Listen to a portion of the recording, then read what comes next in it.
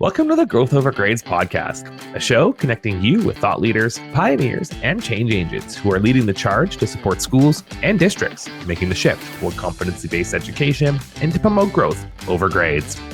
I'm Jordan Lewis, and on the show today, we have an award-winning visionary, consultative executive, and former superintendent of East Hampton Public Schools in Connecticut, Paul Smith.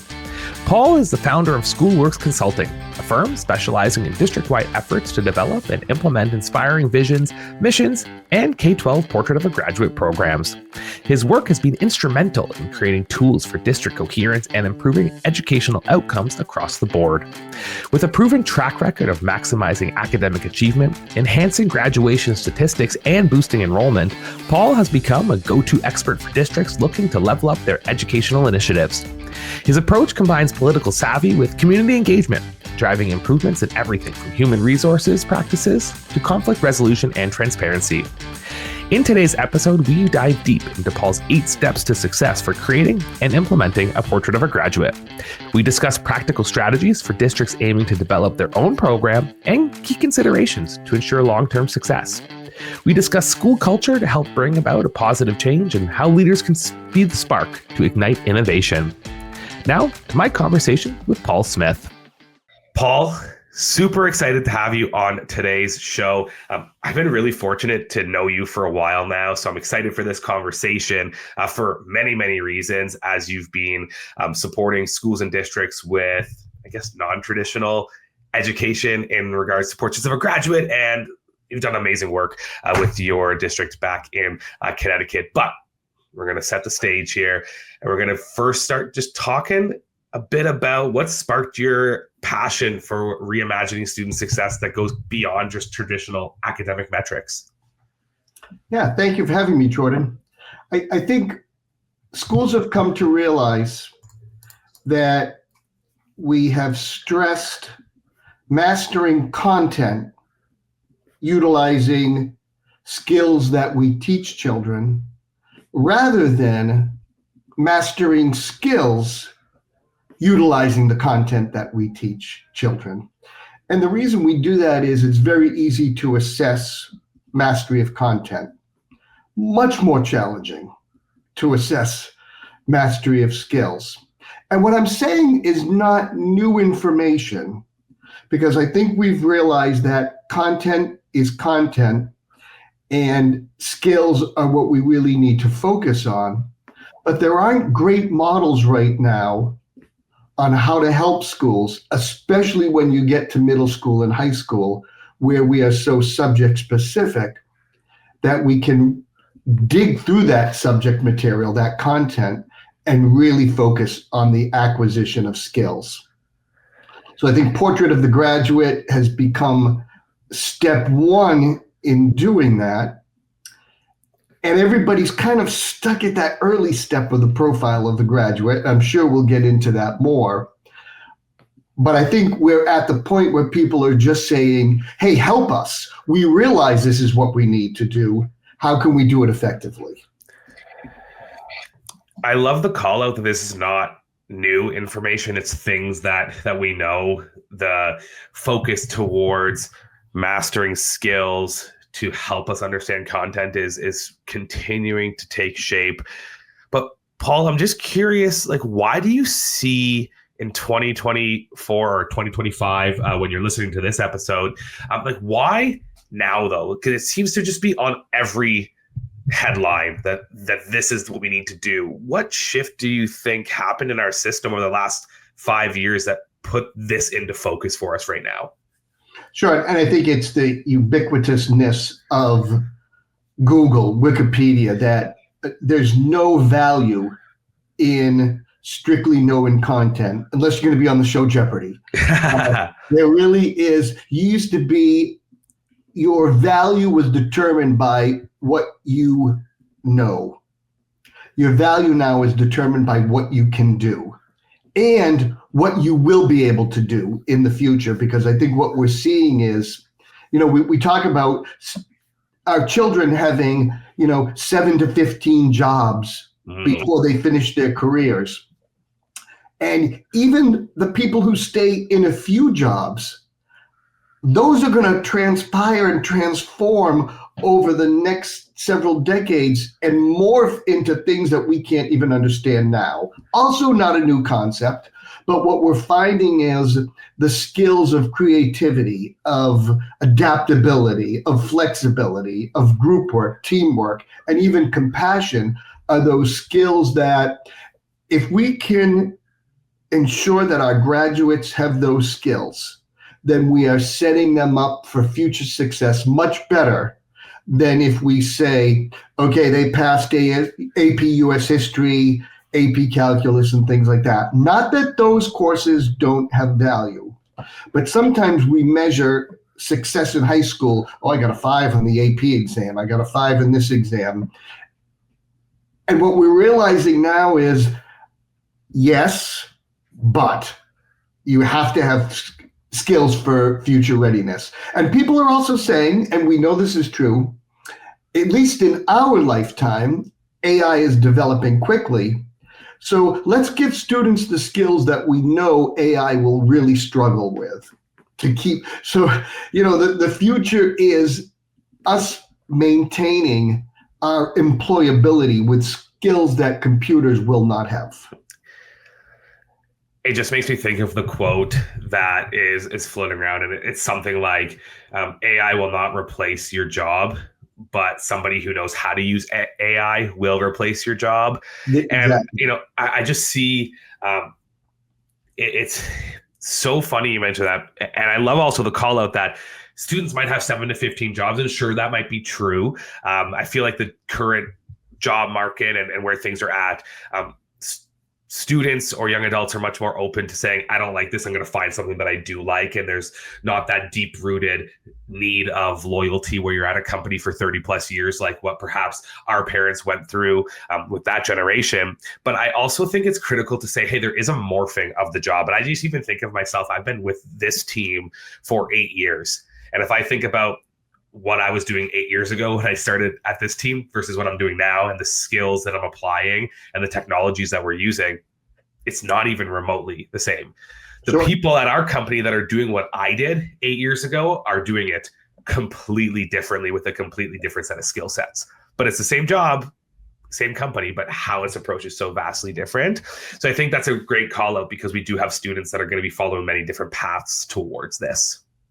Yeah, and that flexibility is, and that adaptability, that creativity is what is going to be most valuable. And what you said also about students moving into jobs and trying it and then saying, oh, I'll try something different. That is a call out to our employers to take better care of their workers. When our past generations worked for a company, they were treated well by that company. And it wasn't the top echelon making all the money. It was a fair wage for a fair day's work. And now we find that people just feel completely disenfranchised from their businesses. So they're taking their skills to a place where they feel valued as Sure. And I think, again, it just circles back to there's the inherent need to develop those skills. And I just love hearing from industry and the business leaders who are saying, and really famous business leaders who are going into the public and saying, I want to know how a student can creatively adapt or how they can problem solve. Like, that's what I want and need. Sure, the test scores are great, and one would hope that they've showcased those skills by accomplishing a certain test score, but there's no way to know that per se by a number on a page. But it is shifting in the landscape, and it's really inspiring to see that our system is starting to align with higher ed and industry who are calling for these items. Yeah, absolutely. And I think, one of the things high schools are trapped into right now is colleges are looking for specific things. They're looking for grade point average. They're looking for AP courses or IB courses. But at the same time, they're also looking for students who can identify themselves as having something unique about them that they offer the school and that they'll offer future society. And I think that that's where schools now are starting to say, okay, how can we use this portrait of the graduate or these skills?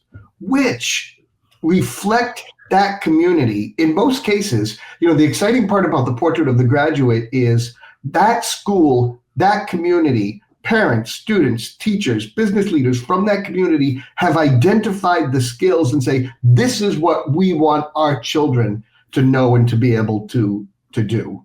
I know there's a few states where they're assigning this is the portrait of graduate for everybody, but I think if it has a much more local root, it just is of the community, it's of the teachers, it's of the students, it's of the parents. And that's when I think it becomes a really exciting project to engage in. It's interesting to hear you pull it back to that level of localization, because we were chatting with a very rural school district recently, and the superintendent said, I want to bring online a portrait of a graduate, but it has to be localized away from what our state is doing. And when we dove in a little bit deeper and said, why is that the specific case? She said, there's a trend happening where our individual community doesn't have a booming industry, or there is no specific industry, but the aim is if we can get the local community to step up and contribute in this capacity around the school community, students might leave to get higher education. They might leave to get further training. But the goal is if they're supporting the community, they're coming back. And now our community is building and flourishing. So that was a really interesting take on a reason why as well. Yeah. But before we dive too far ahead, let's kind of take one step back to the beginning here. And, we've already sort of discussed it here, but I would love to just know, especially from your experience being a former superintendent, why should a district look at adopting their portrait of a graduate? Sure. And I think what it does is, first of all, I see it as a way to unify the district. It can be a tool of coherence from grades pre-K through 12. And I know like a lot of high schools have adopted this, but where it's most effective is if an entire school district adopts it. Many people have said, students aren't born in high school. These are skills that we can develop early on. And for it to take root in the elementary school and then watch those skills develop, it just unites a through line of activity from grades K through 12, where the students have a chance to grow, spiral back to these skills throughout. The skills are always going to mean different things to different students. They're going to grow and adapt as time goes on. But I think what it does is it is a way to build immediate coherence in a school district. And I'm going to stress the elementary grades too, because I'm a fan of Erin Claybow's book, Second Nature, who talks about, stresses the neuroscience that the brain develops connections, neurons are being refined when students read and write, etc. But neurons also make connections when students are practicing things like compassion, empathy, creativity, so that these skills can actually be learned. They're no longer, we don't use the word soft skills anymore. They're survival skills. These are just skills that are skills for life. And I use the term survival skills because that's something Tony Wagner from Harvard uses all the time. And I love that term because they are just the skills necessary for our society of the future. And they can be taught. So if it can be taught, we have to find a way now to assess it. And I think that's our biggest challenge. And I would love to just sort of double click on something here. As you're really stressing that elementary, I think it's important to circle in on this because a lot of districts use that term portrait of a graduate as this graduates are something that happens with high school students.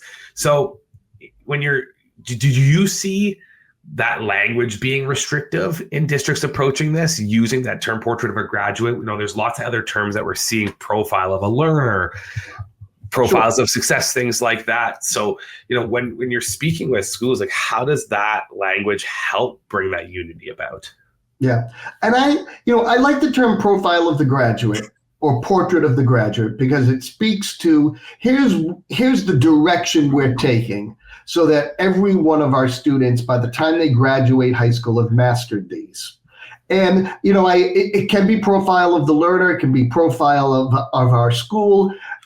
I don't mind the term profile of the graduate. We in our own district, we went kind of an extra step and we really identified 5 skills. And, the terminal skill for high school was creativity. And what we did was instead of using that term for our elementary schools, we used the term wonder so that it was kind of a developmental term appropriate for the elementary school.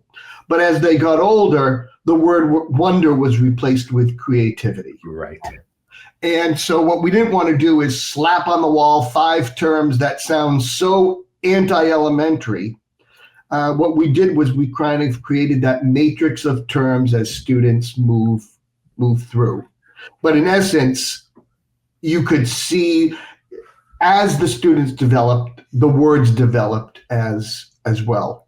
And step 1 is, most schools don't have any trouble with step 1 coming up with these terms. And then, you see these great posters and things like that. And, if you use those terms for a year, they become part of the culture. And then the next important step is making sure those words jump off the wall right into conversations and activities and ultimately assessments. So let's talk a little bit about that. We collectively, we have since, defined our verbiage. I love the idea of the vertical alignment with some differentiated language for the grade bands. I think that just resonates not only with the students, but the families and the teachers as well. Like, how is a student going to, in grade 3, understand what adaptability means? No, there has to be a better way we can define that to lead to success.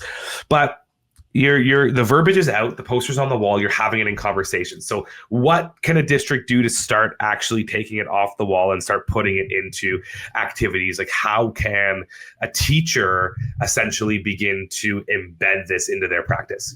Sure. And, that's kind of, I developed this little chart of, 8 steps to success. And, step 1 is, make sure your district mission is clear. And step 2, the district vision is clear. And step 3, pick the profile skills that you want to focus on. And step 4 is present them to the community, communicate them out so that everybody stands them. And that's kind of where we are, and that's where most districts have stopped. Step 5 now is let's develop assessments to promote mastery of the skill. Now, if we want students to master these skills, we've got to give them chances to practice them. So it's not assessments to measure them. It's assessments that start promoting mastery of them.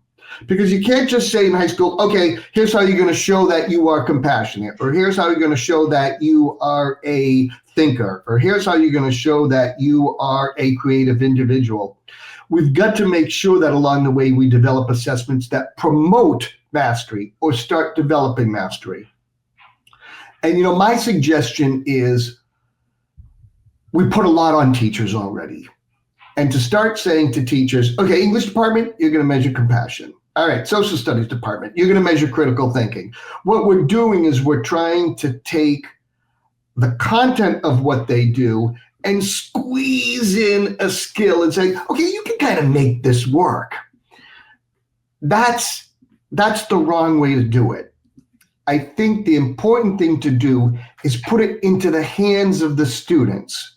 And either in one of your classes or in your advisory periods, if you have that, you start talking to students saying, what are you going to do to show that you have mastered this? So start putting things into a portfolio, even as early as elementary school. I would love to see digital portfolios that follow the students K up through 12 where they say, hey, here were my early levels of creativity or critical thinking, and now look where I am. But I think if we say to teachers, okay, I want you to assist students in selecting an assessment, in developing an assessment that shows that they are beginning to master this skill, then I think we would be on our way to success. To put it on a teacher and say, okay, I like that assessment you did. Now use it to measure compassion in students. Give them a compassion score. What we're doing is we're taking this, there shouldn't be any matrix or scoring of these. It simply should, the students should proudly hold up this work and say, hey, I am starting to master critical thinking. Because as soon as we put okay, that's a 5 on a rubric, that's a 4 on a rubric, we're giving it A's and B's and C's, and your whole growth over grades instead of giving grades, now we're giving numbers. Oh, you get a 5 in creativity, you get a 3 in creativity. It isn't just saying A, B, or C. So my suggestion is give students a portfolio. And start saying, as early as 8th grade, 7th grade, 6th grade, we want you to put digital examples of you showing creativity. Maybe it's not even in school that they're doing it. Maybe it's something outside of school. Maybe it's something that they're doing as part of a project. Maybe a teacher says, hey, for those of you that don't have a lot of creativity examples or critical thinking examples in your portfolio, this next unit and the assessment I give you might just be perfect for it. Because, we don't want every kid to do artwork to show creativity. What we're doing is, too many times creativity gets music, art, other areas. It just gets siloed into the critical thing. Problem solving goes to math and communication goes to English, right? Right. So we've got to find a way that we, instead of putting the onus on the teachers, put the onus on the students to add to their digital portfolio. If you get an advisory program, can be a weekly conversation. If you say, okay, kids take a capstone course, this can be a contribution. Even if you say, okay, English department, this month, you're going to talk about this skill and talk about students adding into it. Whether it's a journal writing, maybe it's something they're doing with Boy Scouts, maybe it's something they're doing as part of their capstone project, maybe it's a community service project where they show this tremendous growth in critical thinking or this tremendous growth in compassion. They write about it instead of doing 10 hours of community service. They're so committed to doing 300 hours of community service, and they're saying, wow, I just became so involved with these people. I became so compassionate towards their needs that this is what I did. Our students are doing that. We're just not good at documenting it or highlighting it and saying, do you realize what an important skill you are gaining when you do this? Do you realize that more so than you passing that math test, this is the type of thing that employers want to hear about, the skills that you've acquired while you're doing this. So I think, we've got to move past strategically promoting the skills, which we are good at, to now purposefully assessing the skills. And it doesn't have to be the same way for every student. Schools have started identifying skills, and they give terms that go along with them, but they're going to mean very different things to students, and the value of each is going to be different to students just because of the personal nature. Some student may say, yeah, critical thinking, I want to be a compassionate individual. I'm going to put all my effort into compassion. So we've got to make sure that, we lead students towards assessments of value to them. And they need to be individualized. They need to be developmental. They need to be measured and, maybe repeated over time. It's not just a test that you collect and say, okay, you're compassionate. Or one writing that you say, okay, you're compassionate. it's got to be something that measured and repeated over time. Help students find who they are in grades 4, 5, 6. Let them really develop that skill over time in middle school and high school. And I think to build on that, there's so much value if you start having those conversations earlier and students start to do some of that self-identification or self-reflection, being able to look back when they're in 8th, 9th, 10th grade to where they were, to better understand kind of how that growth has shaped them moving forward for pathway planning is so critical. But there's sort of two major curiosities that I have here. One is, as you were speaking about putting the onus on the student, like I totally agree that has to be a student-driven piece, and the teachers are there to be able to help students navigate, make connections, provide opportunity to say, this is a real-world application that you've done. Let's talk about how it allowed you to develop those skills through reflective practice. But before those students can start doing that work, they have to truly understand these terms or the verbiage. So sure. How are you helping students truly understand what critical thinking is and how they can showcase that? Sure. And that's a great thing. Certainly students need to understand the skills. And that's why I think if they grow up hearing these terms and understanding these terms, like, to be perfectly honest, I think our elementary schools have it all over our other levels as far as developing these skills in students. My own elementary schools, what they were doing was they were focusing on one term a month in the classroom and with assemblies and celebrations. And, halfway through the year, they've gone through the 5 or 6 skills and really highlighted each one in students. It was funny because a parent told me their kid came home and the parent was having a tough day, and the kid said to the mom, you just need more grit, Mom. And, I think if we enculturate these into our school, then we don't have to define them in freshman English over and over again. Right. It should be, and that's the coherence piece, that if they grow up hearing these skills and these terms and they understand, okay, this is what it means when I'm in 3rd grade and 5th grade. When they get to middle school and high school and people understand the terms and they're using the terms, we're not going to have to sit down with our freshmen and say, hey, here's what critical thinking is. Right. I think by then you should be having great conversations about it when you are using that content to help you master the skills. Like, if you're reading novel or poetry or you're looking at a piece of history, you can talk about these skills in our leaders, in world leaders, in situations, and let the skills develop through the eyes of the content, rather than being so focused on content and dates that we forget to talk about, where was the critical thinking during this time period in history? Where was the compassion during this time period in history? What would have been more creative solutions to this particular problem during the Civil War, World War I, or anything like that?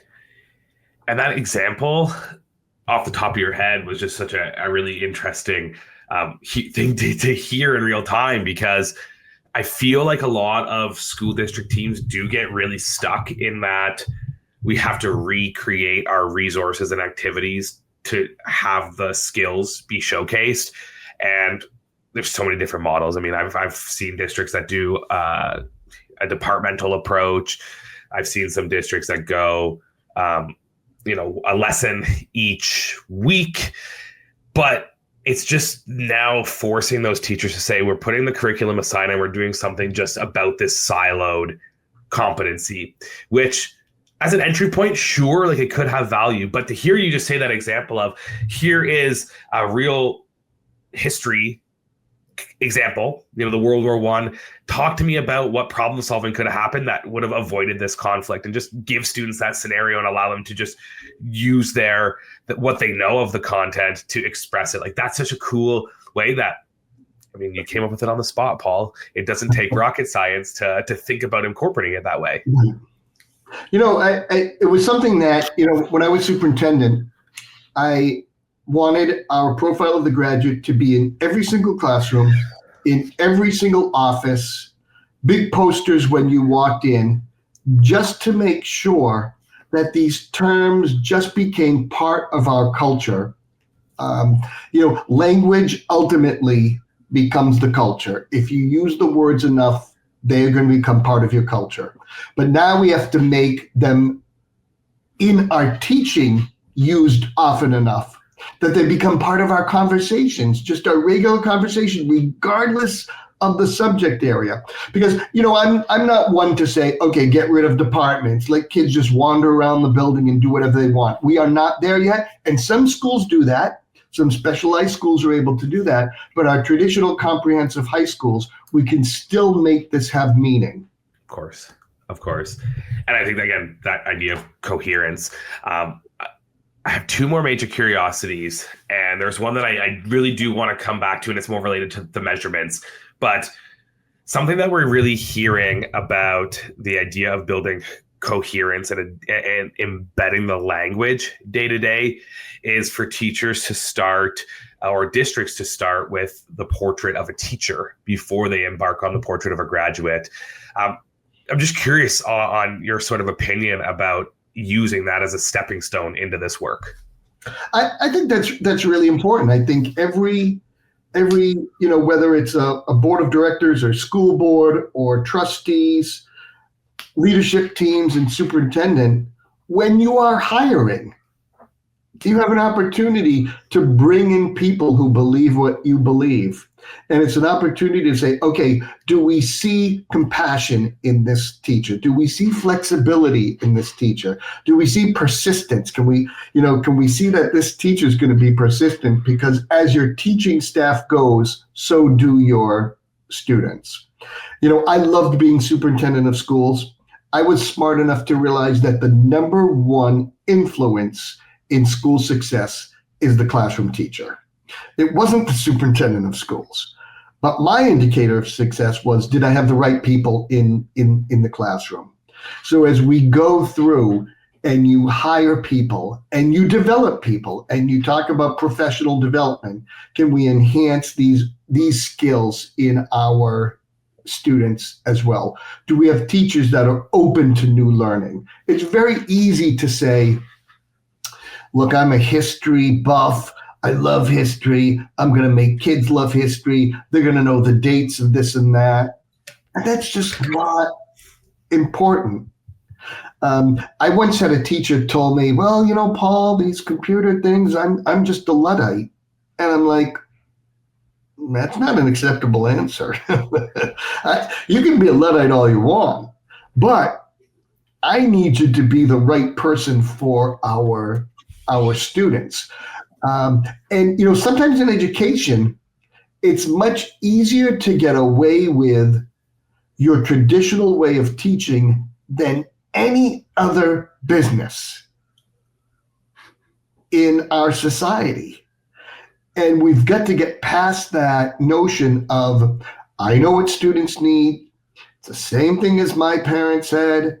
And, then we get pressure from the outside saying, well, why aren't you teaching cursive anymore? And kids don't know the geography of this and that. And, why are you teaching them all this stuff about compassion and things like, what we've got to do is we also have to educate our community. Yes. I always told my Board of Education that as a superintendent of schools, not only am I in charge of education of the children, I am in charge of education of the community.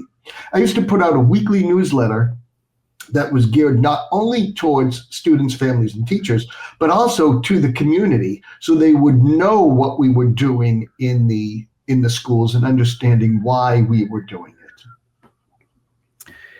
The double tap on the community, I think, is really important for a few reasons. One, as a district, you've leveraged the community to build your portrait in the first place. So you owe it to them from an accountability perspective to keep up to date with the work that's being done because they were involved in the first place. But as you mentioned, Paul, if you are shifting how teaching and learning is happening through this guiding North Star, nobody's going to be more resistant than the community and the families. So you do need to, especially as you were talking about measuring and saying, it doesn't make sense to just give a level 5 or a level 3 on what it means to be critical thinker, because then that can just be like saying you are an A or a C, right? But I'm seeing more and more districts using descriptive language to showcase growth. So instead of saying that you are a level 5 or you're a level 4, you're developing or you're proficient in nature. And the kicker is you use that descriptive language paired with actionable feedback that's going to move things forward. But a family member or the business leader who owns the local bakery isn't going to understand what that is. So we have to continuously reinforce it with them as well. We do. And I think that educating the community is a responsibility of the school district leadership. It's, the first question is this going to prevent my student from getting into Harvard? And it's like, no, we're going to showcase your students' major talents and let them start capitalizing on them in high school, rather than waiting till they find a career and start capitalizing on their skills. We want them to understand what skills they excel in, and that will only help them in life choices. If you find that you are an amazing, compassionate individual, then it's going to lead you into different areas. If you find that you are a very creative thinker, it's going to lead you into different areas as well. I always said as high school principal, I want students to come to high school and in 4 years leave knowing what they're great at. And it wasn't just, wow, I'm great at math or I'm great at science. I also wanted them to say, wow, I really like working with people. I want other students to say, you know what? I don't like working with people. I'm very creative, but I want to work alone. People should know that before they get a job. It's really interesting. I mean, I love it. And they should know those things. And I feel like there's not enough emphasis on it. And it just makes me think to this career education framework that's actually rooted in Ontario. So shout out to the Canadians on building this framework. But their career and education framework is built on 4 key inquiry questions. Those questions are: who am I? What are my opportunities? Who do I want to become? And what is my plan for achieving my goals? I personally think the most impactful question here, who am I is a really critical question to answer for students at any stage, but who I want to become, and it's not who, but it's not what, it's who. And I think that is such a specific nuance to this framework that is critical. And it speaks directly to what you were just mentioning is, so the students need to know what they're great at and what that's going to do, because we're preparing them for a future that frankly doesn't exist today. So if they don't know that they love analytical thinking and then what that could bridge them off into, then they're going to just be exploring through a muddy field, right? And I think it's easy for us to look at something like a portrait and the subject siloed content and a career education framework as being sort of unique things, but in essence, they're all rooted in the same thing, which is to get that student ready for the next stage. And I think it's just a really important distinction that you've talked about, is we want those students to be understanding what they're good at. And it's not just about kind of what they're going to be or what's the job in their mind that they might want to pursue. Sure. I'm really curious about one more thing, and it kind of goes back to the measurements that you were talking about. A lot of district partners are looking at their K through 12 scope and sequence, and they're creating these sort of benchmarks and key milestones, usually around a transition time when students move from one building to the next, and they're doing a student showcase or a demonstration or a defensive learning. Often we're seeing it in 5th, 8th, and 12th grade. Sure. I would love to just kind of hear your opinion on that as a strategy to help with that K through 12 scope and sequence and have those benchmarks. Now, a lot of these districts are building assessments around those benchmarks, but I would just love to hear kind of your opinion on it. And, that's an important step one, getting your school community and your staff to say, hey, this is valuable to have some sort of culminating activity, whether it's a capstone activity or some sort of presentation. And, I started that when I was a high school principal, and the schools I've worked at as superintendent, we've started the senior capstone. But what we've started evolving it into is the capstone should have elements that show mastery of the profile of the graduate in it. So rather than just a capstone of interest, or that shows that you've mastered certain knowledge, let's build in those skills. Now, ultimately, for districts that have this beautiful portfolio of the graduate, whether it's a digital portfolio or whatever, the culminating activity can be, I'm going to, for an audience, show 4 or 5 pieces of work that show that I've mastered this.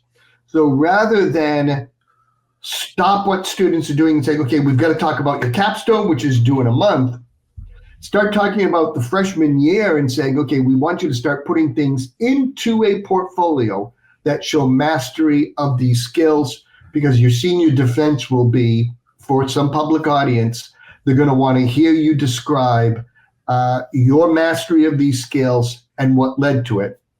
And I actually went to a school where I suggested this process, and I sat through a student presentation where they showed work, and they said, I'm so passionate about this work because it took me 2 years to develop and another year to really put forth and develop, assess it myself, and I'm now ready for the presentation. And they talked about the skills they needed to do it, and it was just such a delightful thing to hear that I think ultimately the portrait of the graduate can become your culminating activities in grade 5, grade 8, and grade 12. You don't need to do a separate senior capstone project. Ultimately, this should be your senior showcase of the mastery of the profile of the graduate skills. And what's really standing out as you were kind of sharing that story, Paul, is that none of it was rooted on the forced need to apply a measurement to progress the student forward. It's just, again, owned by the student, say this is kind of where I'm at, and just the opportunity to receive feedback. And I bring this up because I feel like a lot of districts do get really stuck on what's the district rubric going to be for us to assess a student at this benchmark so we can move them on into the next one and make sure that they're at level of where they should be on developing these skills. But you were just really focusing on the student there, which I think is an important distinction, because it's easy to get stuck in that forced need to measure. Sure. And so, I left there saying, why would I put a rubric number on this? Now, schools are very good about measurements. And so, we find ourselves saying, okay, once we start assessing, can we identify, for example, growth, individual progress? And then can we identify whole school progress? And I say to schools, don't worry about that yet. Focus on the assessments, focus on your collection of material, focus on students taking pride of the work they put in their digital folder. And I'm not saying that every single assessment should be dumped into the digital folder. I want the students to self-select what they're most proud of to go in the digital folder.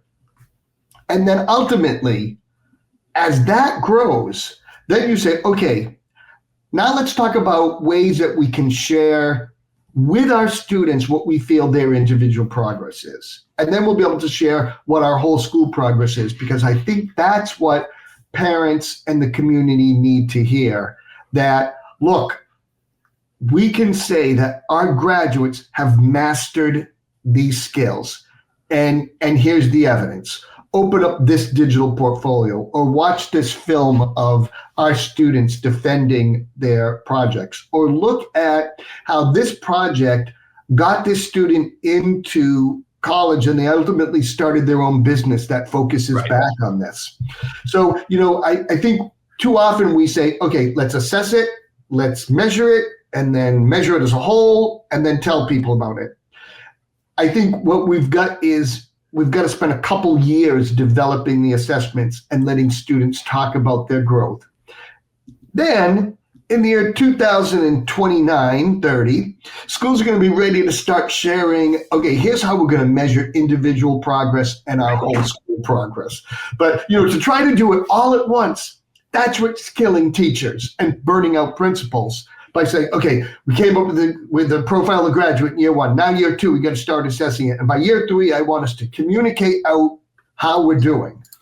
And it's got to be more, it's got to be a natural outgrowth. So right now, if you're starting this work, target your first and second graders on how you're going to share whole school progress. Give yourselves 10 years to do that, because in between, you've really got to create a culture where students want to show mastery of creativity and teachers help them put it into digital portfolios. And you've got a tool for digital portfolios and it works. And you've mastered how it follows students along from grade K through 12. And your technology department says, this is the greatest thing ever. We can absolutely do this. So it's not just year 1, year 2, year 3. This is a long-term commitment. And it's the perfect segue, because I know when you're working with districts, you do focus a lot on long-term success rather than the short-term payoff. And this initiative, A Portrait of a Graduate, is a long-term initiative. And I think it's worth us spending a few minutes just chatting about that. Even from a sense of culture and buy-in, I had a few superintendents recently say to me, the biggest challenge of getting started was getting the teachers to buy in, because they thought it was just another fad that was going to go away in 4 years. Sure. And the next thing was going to come in. So when you're thinking about long-term success, like what does this mean for a district, and how could this impact their strategy towards building that culture around the portrait? Yeah, so I think I said earlier that, develop the portrait of the graduate, communicate out, start using the terms for a whole year. Don't even try to assess it. Just start using the terms in your classrooms, in your conversations with your community. As a superintendent around budget time, I was always using terms of the portrait of the graduate. And then ultimately my board members were using the terms of the portrait of the graduate. And then the principals were using the skills, and it just becomes part of the conversation. Let it become part of the culture before you say, okay, now it's time to assess these. So year 1, just start using the terms and getting people to understand the terms. In fact, what we did was, my last school district, we developed the portrait of the graduate. We didn't even define them until year 2.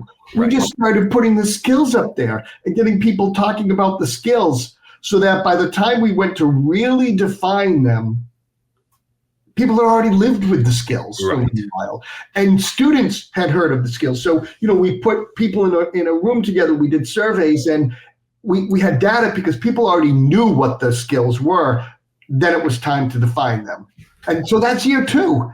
So then year 3, now you start mixing it in. But, if you're going to get the buy-in of the teachers, it's because what you're saying is, it's going to be on the teachers to assess these, and we've got to convince them that they can. And, rather than saying, no, I need your assistance, but what we've got to do is we've got to convince the students that they are self-assessing these. And yes, we should give them opportunities in our classroom, and, you can indicate certain assessments. Hey, if you're struggling with critical thinking, or you're struggling with persistence, this particular assessment coming up, this may be one to put into your digital portfolio. Just saying, and doing it that way, rather than the principal saying, okay, like you said earlier, siloing them, English department, bam, passion, social studies, critical thinking. That's a disingenuous way to really to make it happen. And once again, the onus is on the teachers, and that's when superintendents say, okay, how am I going to convince teachers that this is in their bailiwick now?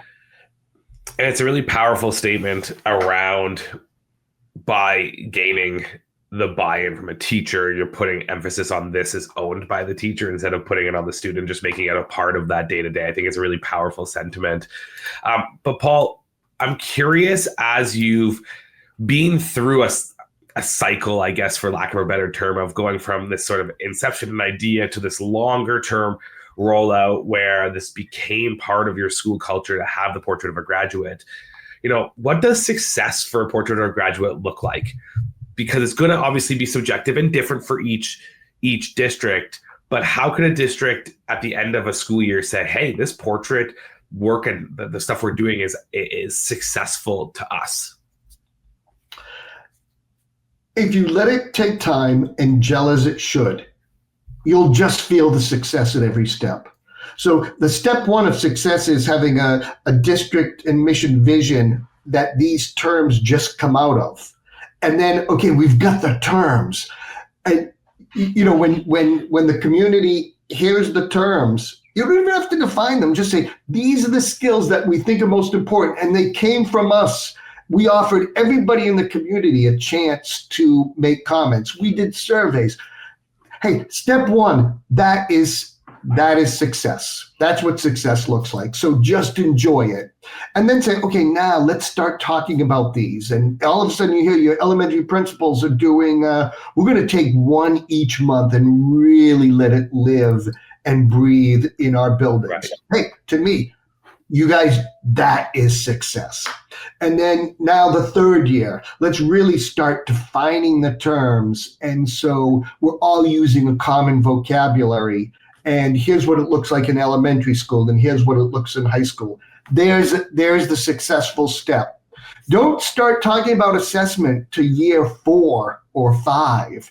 Let it really become part of the culture. I think, too much we look for success as, okay, we're not measuring them. Well, if you're not even talking about them, you're never going to measure them. Right. I think what you've got to do is say, hey, look, there's success all the way around, because as soon as you're using common words in public meetings and in faculty meetings, that's a success. As soon as you've defined them and everybody's using the terms together, that's success. Ultimately, it's just going to lead to ways that we can now say, okay, we know that compassion is important. We know that persistence is important.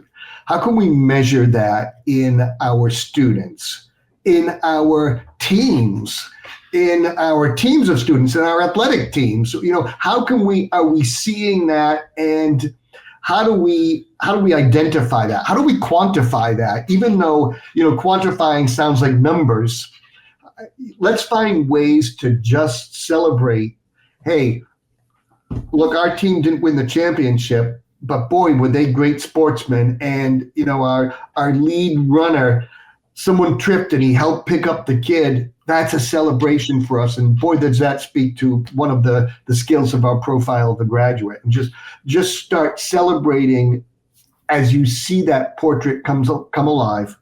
And then let's start assessing it. I think so much we get caught in, we've got to do this all at once. We've got to have every step ready to go. And, education is terrible about that. And we say we're not adopting anything that isn't 100% ready to go. And this is something that needs to gel over time. It's language. Then it's becoming part of the culture. Then it's becoming the fabric of your school. And then assessments are just going to be a natural part of what we do. Students are eager to be given the freedom to develop their own skill set and their own ways to assess, especially if we give them, support and guidance and direction along the way. When I see students pull out pieces of their digital portfolio and talking about them, you can just hear the passion in their voice for that particular project. I just love the idea of celebrating those skills first and having that opportunity to celebrate individuals. And I mean, the call out that in education, we have to get something 100% ready before we roll it out is the most factual thing that's been said in the last 53 minutes of us chatting. And so many districts, whether it's with a new curriculum resource, they're rolling out a new software or whatever it is, they do get so stuck in that. And it makes me think of sort of two things that districts can start doing in terms of communicating. And I think it was, kind of in your step 4 of your 8-step plan of like communicate this out is road mapping it out to your community as well and say, hey, this is not something that we're going to do overnight. This is something that's going to take time. This is how we're going to start incorporating it and supporting you with this initiative. Year 1 is going to look something like this, and year 2 is going to look something like that. And part of that communication is helping teachers to also understand this is a longer journey that's going to mesh, and we're not just going to flip the script on you and expect you to rejig your entire instructional strategy for next year. Exactly. Paul, we have a lot of leaders that are out there who are thinking about taking that step into creating this portrait of a graduate. So what's some advice that you would give to a school leader who is looking to bring this online? Make sure it's an inclusive project. Make sure it's of the community. The worst thing to do is sit with 5 people and say, okay, let's come up with the skills. Let the skills come right out of the mouths of students, out of the mouths of faculty, out of the mouths of family, out of the mouths of business leaders. And I think, between surveys and focus groups, it is time well spent. And often we find that our student voice is the most powerful voice of all. So take the time, because then when you put those words up on the wall, you are saying, this came from us. This is ours. We now own these skills. This is what our community wants us to develop. This is what our students want, our parents want. This is what our business leaders want. When we did our surveys, the number 1 term that kept coming up was compassion. And I said, great, compassion's going right at the top. And now, we'll worry about defining compassion later, but that is what we are going to commit to. We're going to create compassionate individuals among the other skills that we selected. But, when people said, well, compassion, how do you measure that? I said, we're going to learn together, but our community, our school district, our students, this was the number 1 term. This is what people want to see in our graduates. This is what we're going to do.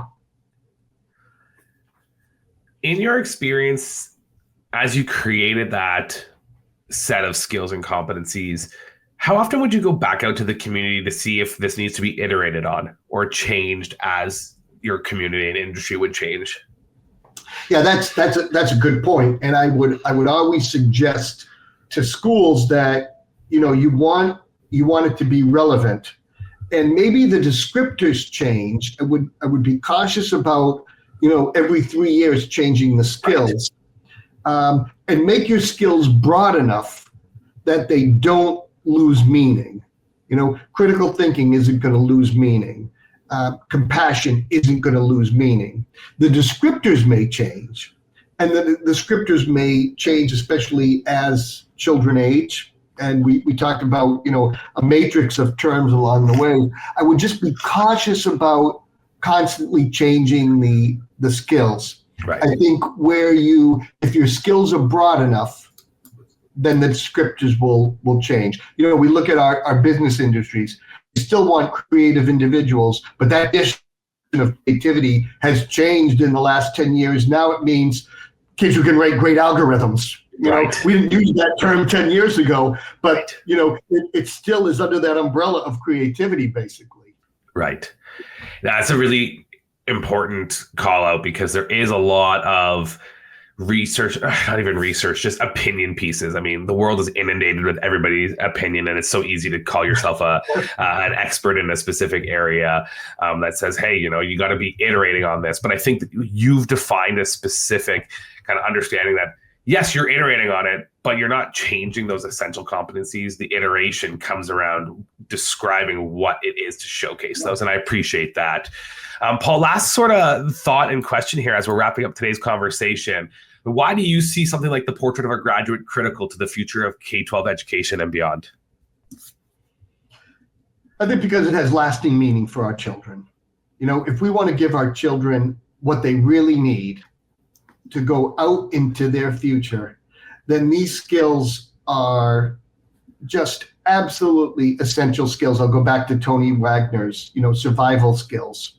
Their survival skills, their career skills, their life skills, their meaningful skills for a good career, a good life, a good society, a good nation, a good world. We're picking terms that, are universal terms for just helping create a society that's going to move forward in terms of education, of social responsibility, et cetera. I don't think we're going to be looking back and saying, all these schools talking about compassion in the year 2020, what were they thinking? Compassion still has meaning, Sure. And it will have meaning in the future. So I just see this as having staying power. Content is going to change. The way we teach, it's going to change, but these skills are here to stay. Helping to create lasting meanings for children and giving them what they need to go out and take control of their future. Paul, thank you so much for joining us here on the show. It's been amazing getting to chat. Thank you very much. That was former superintendent and now CEO of SchoolWorks Consulting, Paul Smith. Hey, thanks so much for listening to the show, and please make sure to hit the follow button on your podcast app so you never miss an episode. I'm Jordan Lewis, and you've been listening to the Growth Over Grades podcast.